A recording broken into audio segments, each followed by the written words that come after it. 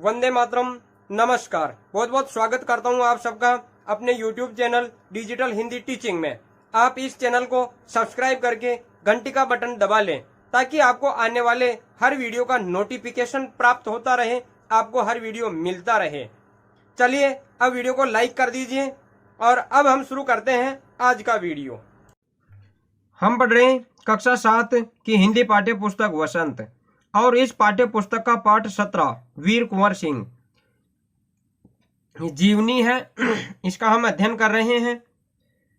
तो इससे पहले वाले वीडियो में हमने देखा कि किस प्रकार बाबू कुंवर सिंह अपने पिता की मृत्यु के बाद में अपनी रियासत जगदीशपुर रियासत को संभालते हैं और उस समय ब्रिटिश राजाओं का अत्याचार बहुत ज्यादा हो रहा था। तो जगदीशपुर के जंगलों में बसोरिया बाबा ने ही वीर कुंवर सिंह के मन में देशभक्ति की भावना जगाई और वीर कुंवर सिंह आजादी की लड़ाई में कूद पड़े। वीर कुंवर सिंह और इन क्रांतिकारी सोनपुर मेले में अपनी गुप्त बैठकों का आयोजन करते थे और ये एशिया का सबसे बड़ा पशु मेला माना जाता है, सोनपुर का मेला। इसमें गुप्त बैठकें करते हैं और यहीं से वो आगे की योजनाएं बनाया करते थे। 25 जुलाई 1857 को दानापुर की सैनिक टुकड़ी ने विद्रोह कर दिया और सैनिक सोन नदी पार कर आरा की ओर चल पड़े।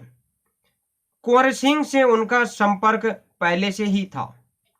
25 जुलाई 1857 को दानापुर, जो कि बिहार में ही है, बिहार के दानापुर की जो सैनिक टुकड़ी थी अंग्रेजों की, जिसमें हमारे भारतीय सैनिक थे, उन सैनिकों ने अंग्रेजों के खिलाफ विद्रोह शुरू कर दिया और ये सैनिक सोन नदी को पार करके, जो वहां बिहार से गुजरती है सोन नदी, इसको पार करके आरा जिले की ओर बढ़ चले हैं। बिहार का ही जिला है आरा जिला, उसकी ओर बढ़ चले हैं, उसकी ओर चल पड़े। कुंवर सिंह से उनका संपर्क पहले से ही था। ये जो सैनिक थे दानापुर के सैनिक, ये कुंवर सिंह से पहले से ही मिले हुए थे, पहले से ही जानते थे और उनके नक्शे कदम पर ये चल रहे थे। इस मुक्ति वाहिनी के सभी बागी सैनिकों ने कुंवर सिंह का जय घोष करते हुए आरा पहुंचकर जेल की सलाखें तोड़ दी और कैदियों को आजाद कर दिया।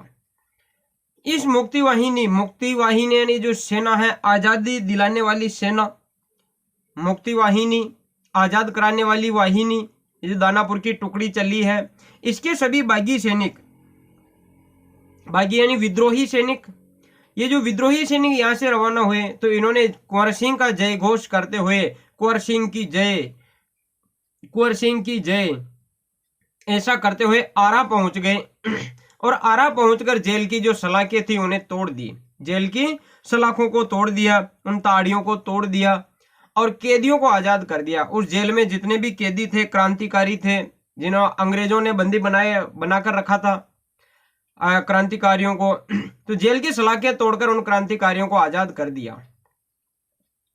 27 जुलाई 1857 को कुंवर सिंह ने आरा पर विजय प्राप्त की। 25 जुलाई को यहाँ से टुकड़ी, दानापुर की टुकड़ी ने विद्रोह किया और 2 दिन बाद में 27 जुलाई 1857 को कुंवर सिंह ने आरा पर विजय प्राप्त कर ली। सिपाहियों ने उन्हें फौजी सलामी दी, जो यहाँ के सिपाही थे उन्होंने फौजी सलामी दी। कुंवर सिंह को विजय प्राप्त कर चुके हैं। यद्यपि कुंवर सिंह बूढ़े हो चले हैं, इनकी उम्र हो चुकी है, कुंवर सिंह की बूढ़े हो गए, लेकिन फिर भी परंतु वह बूढ़ा शूरवीर इस अवस्था में भी युद्ध के लिए तत्पर हो गया और आरा क्रांति का महत्वपूर्ण केंद्र बन गया। कुंवर सिंह उम्र में हो गए थे, बूढ़े हो गए, लेकिन उन्होंने फिर भी इस क्रांति का नेतृत्व करना स्वीकार किया, उन्होंने युद्ध करना स्वीकार किया अंग्रेजों से। ये बूढ़ा शूरवीर इस अवस्था में भी, बुढ़ापे में भी युद्ध करने के लिए तत्पर हो गया, यानी तैयार हो गया और आरा क्रांति का महत्वपूर्ण केंद्र बन गया। अब तो क्रांति का संचालन कहां से हो रहा है? आरा से हो रहा है। आरा ही क्रांति का केंद्र बिंदु बन गया, यहां से सारी योजनाएं बनाई जाने लगी। दानापुर और आरा की इस लड़ाई की ज्वाला बिहार में सर्वत्र व्याप्त हो गई थी। दानापुर के सैनिक वहां से निकले, आरा आ गए, आरा में जेल में तोड़फोड़ मचाई और वहां से क्रांतिकारियों को, कैदियों को मुक्त करा दिया और वहां जबरदस्त हंगामा हो गया, युद्ध हो गया और आरा पर विजय प्राप्त कर ली वीर कुंवर सिंह ने। ये जो लड़ाई की ज्वाला पूरे बिहार में ही फैल गई, पूरे बिहार में हो गई कि ऐसे ऐसे वहां अंग्रेजों को हरा दिया है और अब आजादी मिलकर रहेगी। लेकिन देशी सैनिकों में अनुशासन की कमी, स्थानीय जमींदारों का अंग्रेजों के साथ सहयोग करना एवं आधुनिकतम शस्त्रों की कमी के कारण जगदीशपुर रियासत का पतन रोका न जा सका। यह आग तो पूरे बिहार में फैल गई थी, लेकिन स्थानीय सैनिकों में अनुशासन की कमी थी। जो स्थानीय सैनिक थे, अपने लोकल सैनिक थे, उनमें अनुशासन की कमी थी। वो नेताओं का कहना नहीं मानते थे और स्थानीय जमींदारों का, और जो स्थानीय यहाँ के लोकल जमींदार थे, राजा थे, वो अंग्रेजों का साथ दे रहे थे। एक तो हमारी सेना के सारे सैनिक अपनी बात नहीं मानते, अनुशासन में नहीं रहते, वे अपने हिसाब से ही काम करते, और यहाँ के राजा महाराजा जमींदार वो अंग्रेजों का साथ दे रहे हैं। और फिर दूसरी बात, अंग्रेजों के पास में बड़ी बड़ी राइफल्स है, बंदूकें हैं, और हमारे पास में क्या है, तलवारें हैं, लकड़ियां हैं, बाले हैं, इस तरह के हथियार है। तो हमारे पास में आधुनिक शस्त्रों की कमी है। इसके कारण जगदीशपुर रियासत का पतन रोका न जा सका। जगदीशपुर रियासत का पतन हो गया, जगदीशपुर रियासत की हार हो गई। 13 अगस्त को जगदीशपुर में कुंवर सिंह की सेना अंग्रेजों से परास्त हो गई। 13 अगस्त को जगदीशपुर रियासत, जगदीशपुर के कुंवर सिंह की सेना अंग्रेजों से हार गई। 13 अगस्त को यह अंग्रेजों से सेना हार गई, जगदीशपुर की सेना, किंतु इसे वीर कुंवर सिंह का आत्मबल नहीं टूटा और वे भावी संग्राम की योजना बनाने में तत्पर हो गए। 13 अगस्त को हार हुई, लेकिन वीर कुंवर सिंह का आत्मबल नहीं टूटा, साहस नहीं टूटा, वे कमजोर नहीं पड़े। और हार हो गई तो कोई बात नहीं है, आगे के संग्राम की योजना बनाने लगे। अब कहां पर युद्ध करना है, कहां पर अंग्रेजों को हराना है, आगे के संग्राम की, आगे के युद्ध की योजना बनाने में लग गए। कुंवर सिंह क्रांति के अन्य संचालक नेताओं से मिलकर इस आजादी की लड़ाई में आगे बढ़ना चाहते थे। वे क्रांति के अन्य संचालकों से, अन्य संचालक नेता जो क्रांतिकारी थे, अलग अलग जगह क्रांति का संचालन कर रहे हैं, उनसे मिलकर आजादी की लड़ाई को आगे बढ़ाना चाहते थे। दूसरे नेताओं से मिलकर और क्या योजना बनाई जा सकती है और क्या काम किया जा सकता है, इस प्रकार वे योजनाएं बनाने में लगे रहे। कुंवर सिंह सासाराम से मिर्जापुर होते हुए रीवा, कालपी, कानपुर और लखनऊ तक गए। कुंवर सिंह सासाराम बिहार में ही है, यहां से रवाना हुए और मिर्जापुर यूपी और रीवा एमपी और कालपी वापस यूपी और कानपुर यूपी और लखनऊ यूपी में है। इन स्थानों पर घूमते रहे। बिहार से कानपुर, मध्य प्रदेश में, इन स्थानों पर, अलग अलग स्थानों पर वो जाते हैं। लखनऊ में शांति नहीं थी, इसलिए बाबू कुंवर सिंह ने आजमगढ़ की ओर प्रस्थान किया। लखनऊ में शांति नहीं थी, लखनऊ में अंग्रेज अधिकारी सजग हो गए थे। तो यहाँ अगर कोई ऐसी बातचीत भी करता तो उन्हें तुरंत दबा दिया जाता, तो यहाँ शांति नहीं थी। यहाँ बाबू कुंवर सिंह अपना काम नहीं कर सकते थे, इसलिए आजमगढ़ जो कि यूपी में है उसकी ओर प्रस्थान कर गए, उधर चले गए। उन्होंने आजादी की इस आग को बराबर जलाए रखा कि ये जो मन में आजादी की भावना है, स्वाधीनता की भावना, ये आग बराबर जलती रहनी चाहिए। अगर ये कमजोर पड़ गई तो हम आजाद नहीं हो पाएंगे। लोगों के मन में यह आग भी जलती रहनी चाहिए। तो स्वयं के मन में जलाए हुए हैं और लोगों के मन में भी वो बराबर जलाए हुए हैं। क्रांति की वो हर जगह योजना बनाते हैं। उनकी वीरता की कीर्ति पूरे भारत में फैल गई। कीर्ति यानी यश। तो बाबू कुंवर सिंह की वीरता का यश पूरे भारत में फैल गया। ये अंग्रेजों को परास्त कर चुके हैं, अंग्रेजों को हरा चुके हैं, इन्हें विजय मिली। तो ये बड़ी वीरता के साथ में युद्ध करते हैं, तो इनका यश पूरे ही भारत में फैल गया। कुंवर सिंह की इस विजय यात्रा से अंग्रेजों के होश उड़ गए। कई स्थानों के सैनिक एवं राजा कुंवर सिंह की अधीनता में लड़े। कुंवर सिंह की इस विजय यात्रा से कुंवर सिंह आगे से आगे बढ़ते जा रहे हैं।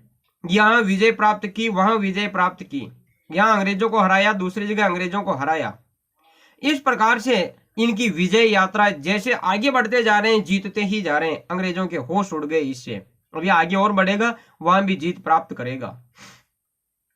कई स्थानों के सैनिक, अलग अलग जगहों के सैनिक और कई राजा कुंवर सिंह की अधीनता में लड़े। तो कई सैनिक थे, कुंवर सिंह की अधीनता में युद्ध किया, कुंवर सिंह के अनुसार युद्ध किया, कुंवर सिंह के नेतृत्व में युद्ध किया, कुंवर सिंह के साथ मिलकर इन्होंने युद्ध किया, आजादी की लड़ाई लड़ी। अधीनता यानी कुंवर सिंह के अधीन होकर उन्होंने लड़ाई की। उनकी यह आजादी की यात्रा आगे बढ़ती रही, लोग शामिल होते गए और उनकी अगुवाई में लड़ते रहे। उनकी आजादी की यह यात्रा, आजादी प्राप्त करने की जो यात्रा है, जो लड़ाई है, वह आगे बढ़ती रही निरंतर। एक स्थान से दूसरे स्थान पर लोगों को जगाते रहे। लोग इनकी यात्रा में, इनकी विजय यात्रा में, इनकी आजादी की यात्रा में शामिल होते गए और उनकी अगुवाई में, कुंवर सिंह की अगुवाई में लड़ते रहे। कुंवर सिंह के दिशा निर्देशानुसार वो लड़ते रहे। इस प्रकार ग्वालियर जबलपुर के सैनिकों के सहयोग से सफल सैन्य रणनीति का प्रदर्शन करते हुए वे लखनऊ पहुंचे। कुंवर सिंह ग्वालियर एमपी और जबलपुर जो एमपी में है, ग्वालियर और जबलपुर के सैनिकों का सहयोग भी इन्हें मिलता है। ग्वालियर और जबलपुर एमपी के सैनिक भी कुंवर सिंह के साथ हो जाते हैं और सफल सैन्य रणनीति, सफल सैन्य यानी सैनिकों की रणनीति कैसे बनानी है, युद्ध कैसे करना है, सैनिकों को कैसे कैसे किधर सैनिकों से कौन से सैनिकों को किधर रखना है, आगे रखना है, पीछे रखना है, दाएं बाएं किधर रखना है, ऐसी रणनीति, सफल रणनीति बनाने वाले कुंवर सिंह कहां पहुंच गए? लखनऊ पहुंच गए हैं। आजमगढ़ की ओर जाने का उनका उद्देश्य था इलाहाबाद एवं बनारस पर आक्रमण कर शत्रुओं को पराजित करना और अंततः जगदीशपुर पर अधिकार करना। आजमगढ़ की ओर जाने का उनका मूल उद्देश्य था।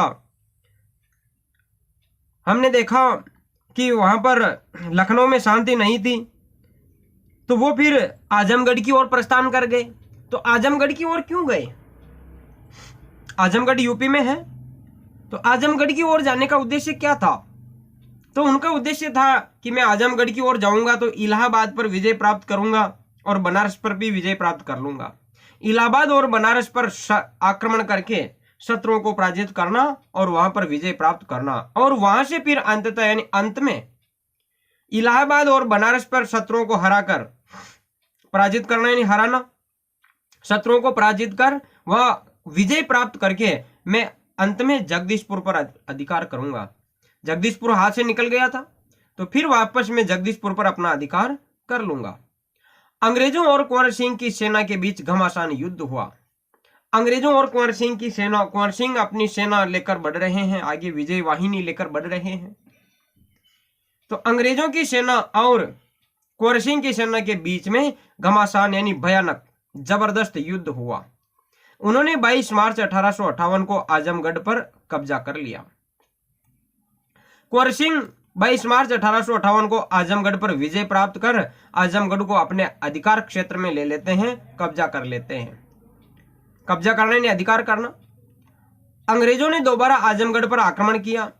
वापस छुड़ाने के लिए अंग्रेजों ने फिर आक्रमण किया।